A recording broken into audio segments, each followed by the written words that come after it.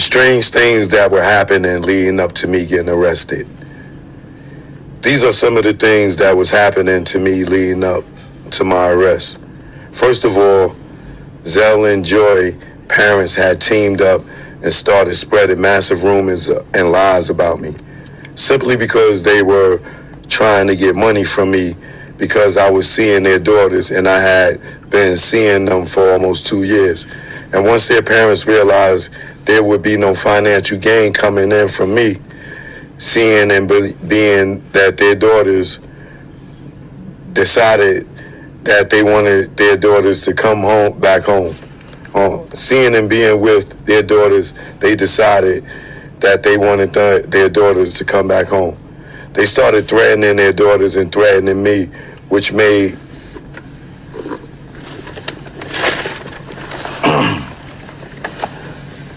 their daughters not want to come home or even see their parents, and their parents started threatening us. Then they started putting their daughters' pictures out all over the internet and calling them Kelly sex slaves, in which they started getting a lot of negative attention, which made Joy and Zell furious to the point they stopped calling their parents. Because once their parents put the pictures out over the internet and called them sex slaves, it made Zell and Joy very uncomfortable about going out to the mall by themselves, to the nail salon, hair salons by themselves, or anywhere else, because they were paranoid that someone might notice them by their faces. Because of the pictures that their parents put out, they were in social media world, which was another reason they were dressing in jogging suits. They were dressing in jogging suits, and sometimes they would go out. The parents were really upset after I had turned down their business offers that they came to me with, or when I turned down giving a $20,000 loan to Zell's parents to get their restaurant business going, and also invest in some kind of dildo company where they wanted to mold my penis and turn it into a Bluetooth speaker. And they also wanted me to hire Zell's dad to be my light man and hire her mom to be my driver. And Joy's mom and dad... Let me just say something about the Bluetooth dildo. Why couldn't a woman just get a dildo and put her AirPods on and turn on R. Kelly?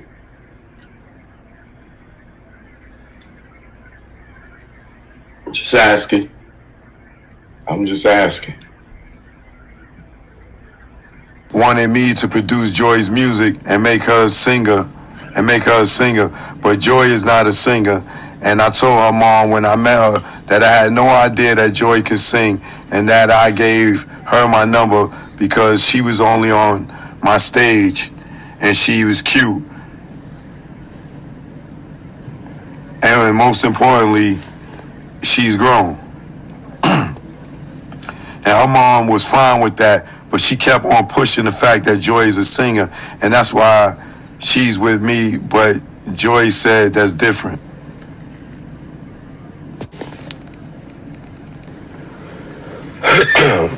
Hold on now. All right.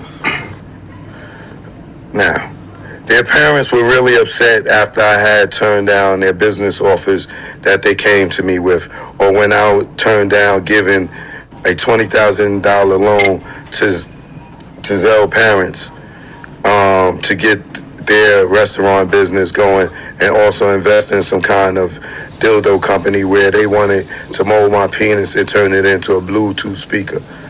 And they also wanted me to hire Zell's dad to be my light man and hire her mom to be my driver.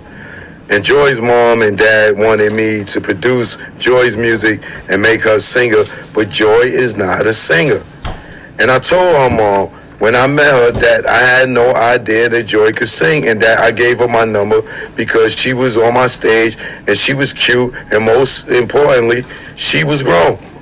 And her mom was fine with that. But she kept on pushing the fact that Joy is a singer.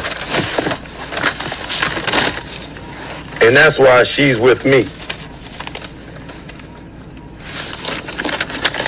She kept pushing the fact that Joy's a singer, and that's why she's with me. But Joy said different.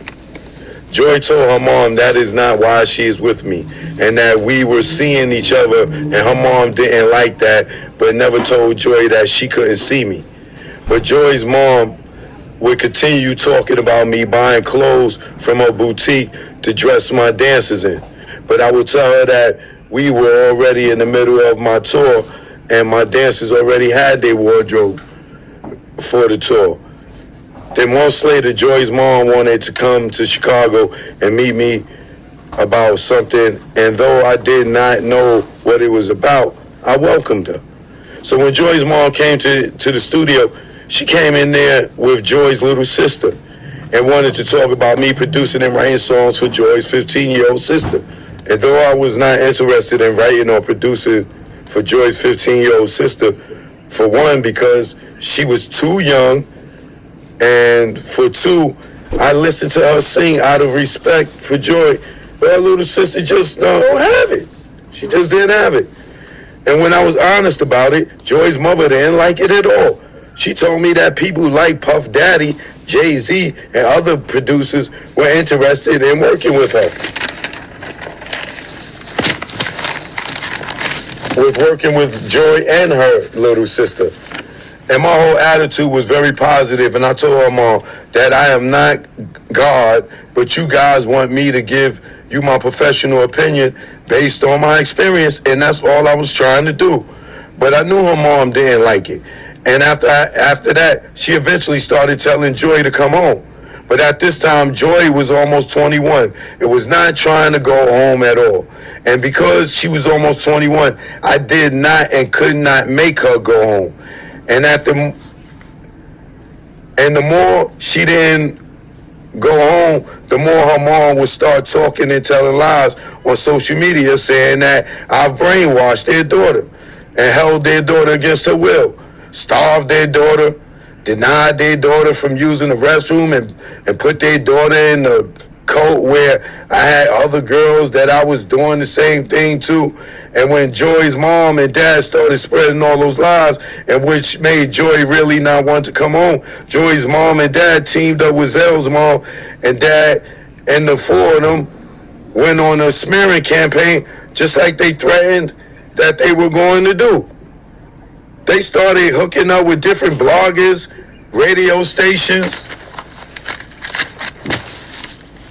doing TV interviews and other media platforms. They could find. Doing TV interviews and other media platforms that they could find. And when they heard my ex-wife Drea had bad things to say about me and out there lying to the public about me, Zell's mom and dad, and Joy's mom and dad saw that as a perfect opportunity to link up with them. To link up with my ex-wife and continue on with their whole smearing campaign. Then they started calling people or researching people that I have dealt with in my past that might not like me. Me, like, my old relationships didn't work out for whatever reason. Old managers that I had fired for stealing millions of dollars from me, or anyone who has some type of grudge against me, which is 30 years worth of that, simply because I had been in the business and successful that long. So all the people that had some type of grudge against me throughout the 30 years I've been successful, mixed with Zell's mom and dad, Joy's mom and dad, Lifetime, the Me Too movement, Time's Up movement, the Tasha K's, and all the other bloggers, along with radio, TV. All of their lies turned into a great big tsunami of lies. And I could not turn on the radio or television without hearing something about me. It was horrible. There was some type of things that were said.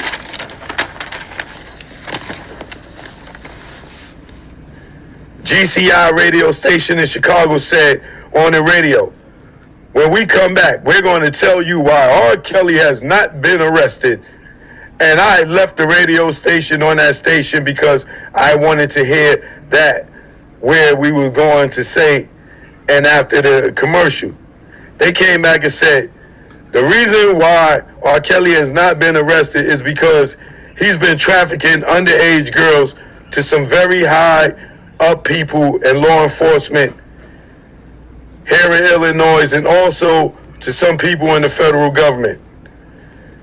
And when I heard that on GCI radio station, that I almost admired and came through for every time they asked me to do a show for, my heart was broken because I knew what they said was going to lead to me being arrested at some point. Here's some other things that happened. There would be multiple random wellness checks, whether I was in my house in Atlanta, my studio in Chicago, or at the Trump in Chicago. They will always be 4 to 5 policemen that would knock on my door and ask my lady friends to step out the house one by one. And after 15 minutes of questioning the ladies, the police would leave, which tells you that no one was being held against their will. And Zell, along with the other ladies, would tell the police about how their parents were lying and know exactly where she was, and that they were just spreading lies about me for financial gain.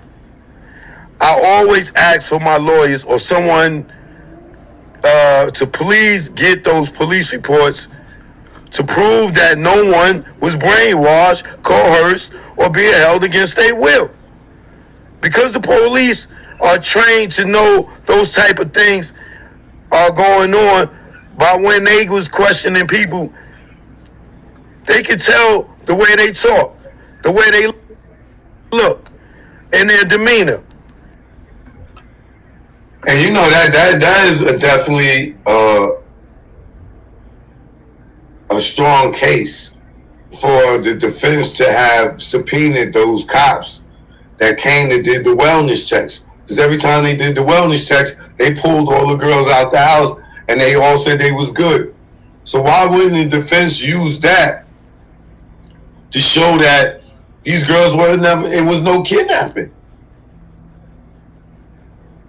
That kills the Mann Act, you know what I'm saying, somewhat.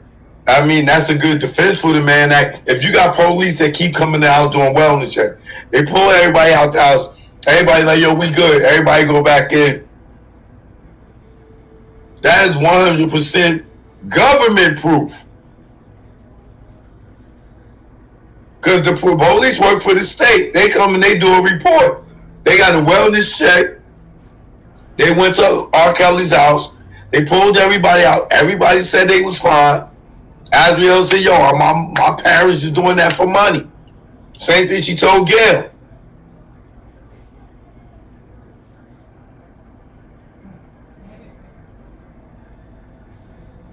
Defense, y'all gotta step it up. Y'all gotta step it up. On their appeal, subpoena these goddamn cops that came and did the wellness checks. That proves nobody was kidnapped. Y'all pulled everybody out the house on several occasions. Nobody went with y'all.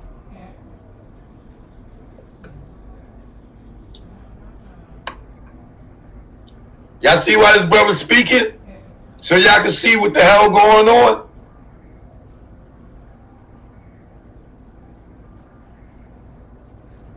But it's not to check out every policeman that has to come to my home in Atlanta, Chicago, or my studio to prove lies with those police.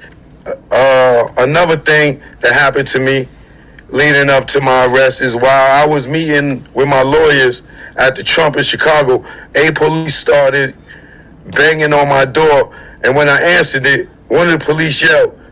They heard it was going to be a suicide and for me to open up the door. At that point, my lawyer at the time, Steve Greenberg, opened the door and told the police he was who he was and that he could not come into my apartment and that no one was committing suicide. And while he was telling the police that, I was looking out my window from the 48th floor, and I saw 5 to 6 news trucks with cameramen pointing their cameras straight up to my window.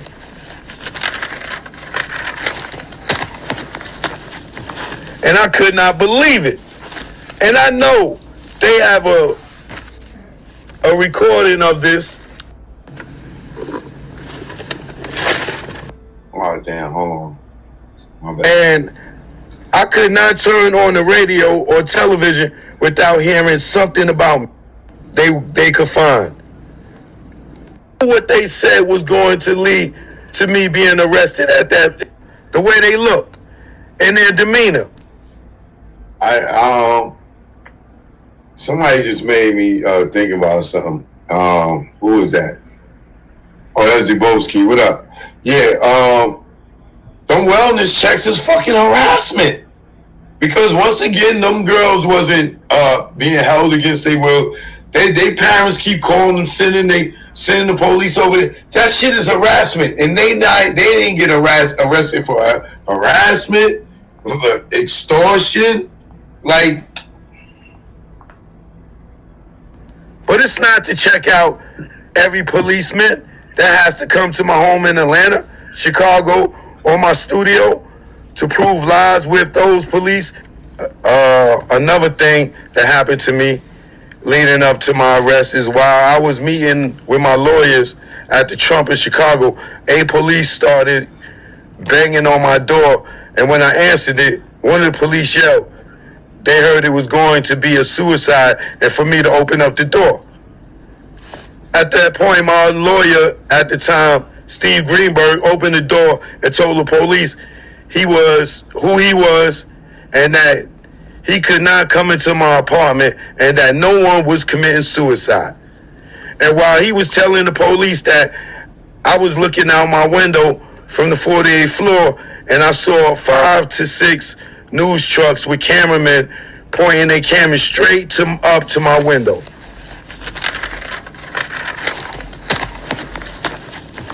And I could not believe it. And I know they have a recording of this. I know they have a recording of that because later on that night they played the dispatch call all over the internet, but someone was trying to make it seem like I'm suicidal. One of the other things that happened before I was arrested was one of the hosts from GCI radio station brought a cameraman to my studio, and she was talking into the camera saying she didn't understand why the police are not doing their job and getting these girls out of the basement of this building, and she was pointing at my studio. And as she was saying that, she was going live. She was also saying R. Kelly, was holding a bunch of girls in that building against their will. Unbelievable. But these were the kind of things people were doing before I got arrested, which I know for a fact led to me getting arrested.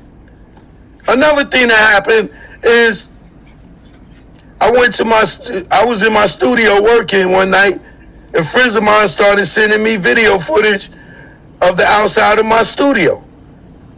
And the weird part about it is they was going live feeds all over the world. And I didn't understand what was going on. But when they told me to go to a certain app on my phone, I would see it for myself. And when I did that, it was true. I could see the outside of my studio. So I asked my uncle to walk outside of the front of my studio while I watched my phone. And I'm looking at the front of my studio, and on my phone I see my uncle walk out the front of the door of my studio, which confirmed to me that my studio and the address was all over the internet live worldwide. And I became very concerned about not only my safety, but the people who work for me and also my guests, because everyone knew at that point exactly where I was. And by me being who I am which is a celebrity and all of these lies and rumors out there in the media about me, made me an easy target for those who may believe all of the lies and rumors. So me, my engineer, and my uncle, we ran outside of my studio to try to figure out where the cameras were placed. And when we got outside, after looking around for a little bit, we noticed that there was a Fox 32 news camera across the street from my studio attached to the top of an electricity pole. Wow. Another thing I just could not believe. I don't know if it's illegal or not, but not only was it invading my privacy, but it put me and everyone working for me lives in danger because people started showing up and knocking on the door of my studio every other minute. Do you see what these people caused this man? You see the level of harassment? All because he's dating their daughters and their daughters don't want to come home and they can't get a bag out of him? That they put on this false story to the point now the goddamn news is stalking this nigga, putting cameras on the pole. That shit gotta be illegal. You can't just be watching nobody like that and just giving them the world their address for the whole world to just be pulling up to the crib, knocking on the studio. How is none of these people in jail?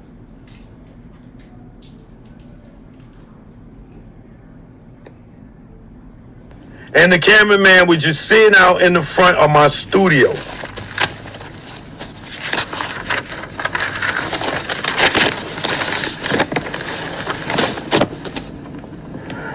In the cars, and the cameraman was just sitting in front of my studio, in the cars, jumping in and out, and harassing anyone that would walk out of the studio or come in the studio.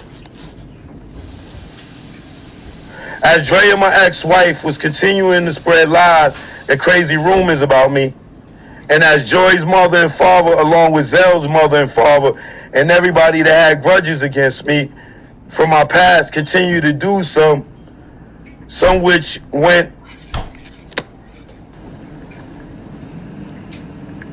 along with Joy's mother and father, along with Zell's mother and father, and everybody that had grudges against me from my past. And everybody that had grudges against me from my past continued to do the same, which went on for at least 3.5 years. All those lies and rumors took a life of its own. However, they still just lies and rumors. It wasn't until Lifetime decided to take all those lies and rumors and turn it into their very own $100 million docuseries. And how did they do that? First, by recruiting Dream Hampton to recruit ex-girlfriend of mine who had a grudge against me. Ex-managers who used to steal from me and got fired. Ex-friends who used to try and hit on my girlfriends. Ex-lawyers who stole money. Ex-wife, people I used to work with in the studio. And they stole some of my songs. Dream Hampton went out and grabbed everybody that had something negative to say about me, and they even paid all these people. And the ones who didn't have anything negative to say, they tricked them by telling them that the docuseries was going to be positive after they got them to do the interview. They edited to make it looked like they were talking bad about me. And when the docuseries was done and had come out, it made me look like the worst man on the planet, and which I thought was very unfair. How could they do that to me? And it all be legal? How? And nobody said anything about it. Not my friends, my lawyer, people who we helped, nor my family. And in fact, even my family was on the show getting paid to say bad things about me. And just 3 days after the docuseries aired all over the world, Kim Fox, who is the head prosecutor in Illinois, did a press conference on TV. She said she had seen the Surviving R. Kelly series, and it made her sick to her stomach. And by her being the head prosecutor of Illinois and me not being charged for anything at the time, she did that press conference. She had no right to hold a press conference and say something like that because by her being the head prosecutor automatically made me guilty in the eyes of public opinion. But Kim, the head prosecutor of Illinois, even went on to say that she was also molested, and when she was a young girl. And it was not right for Ms. Fox to say those things where it had not been one investigation done on those alleged victims.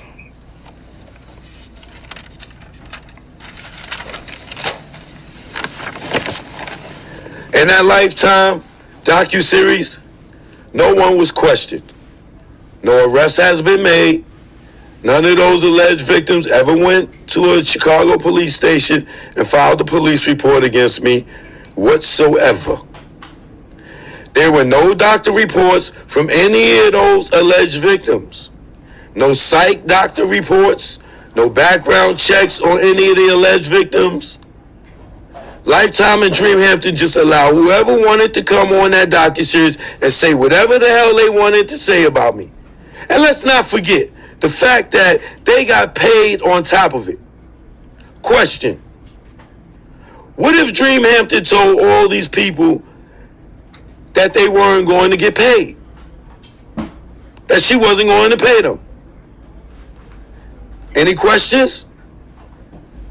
What if Dreamhampton and Lifetime told all those people that they were going to get paid, but they have to say good things about me only? In other words, and I know this, but all the people on Lifetime, all of us so-called victims, ex-wives, ex-friends, managers, lawyers, and brothers were paid, and by them being paid to come on that show and say whatever they said automatically makes it a job, because all around the globe, no matter what nationality, when someone pays you to do something, whatever they pay you to do, that's a job. That's your job and those people's jobs. Where to come on to Lifetime and say negative things about R. Kelly, me. And they all did their job. They did their job. Just like Dreamhampton did her job. Just like whoever did the music for the docuseries did his or her job. Just like the director of Surviving R. Kelly did his or her job. Just like the cameraman did their job, and whoever else was involved, but everybody was on the credits when it started rolling, obviously did their job, and they all were paid. And that hurts me to my core, because Kim Fox is the most powerful black woman in Illinois, which makes her the most biggest influence woman in Illinois. She has the power to pursue the public opinion, whichever way she wants it to go. And by her watching the so-called docuseries where everyone on there excuse me. And by watching a so-called docuseries where everyone on there got paid to come on that docuseries to say bad, mean, cruel, untrue things about me, and then she holds a press conference where she knows the world is watching her and says she sick to her stomach after watching the docuseries of Surviving R. Kelly that people were paid to do. Then saying at the very same press conference that she was also molested. And goes to say, anyone who ever been with R. Kelly, please call a number on the screen. And she's asking for the public's help? When I had not even been charged for anything, no one had been to a police station and filed a complaint and had not been arrested, clearly shows that Kim Foxx, the head prosecutor of Illinois, massively abused her power on every level, resulting not only in me being indicted, but now convicted and staring down the barrel of spending the rest of my life in prison. And I don't know the exact date on what I'm about to say, but I do know for a fact that after Kim Foxx saw Surviving R. Kelly, that Lifetime put out, she did that press conference that same night. And about 3 days later, there were 3 fire marshals that showed up at my studio on 219th North Justin Street. It was random. They were knocking at my front door of my studio and also the back door. But I did not allow them to come in because they did not show papers of any kind that said they were allowed to enter my studio. So they left after that. 4 days later, they returned with a warrant, and they were 6 or 7 of them, along with 3 other people who didn't look like they had anything to do with the fire department. However, they had a warrant. So I allowed them to come in and look around, but I felt like they were there just to look to see if there were any girls somewhere in the building. And I went over this part with y'all on the first part, so y'all could go back to that. All right? Let me get back to the next part. Joke, no joke. This is what it is. All right? R. Kelly words. My story from my mouth, R. Kelly. It's the R. Kelly appeal. Let's go.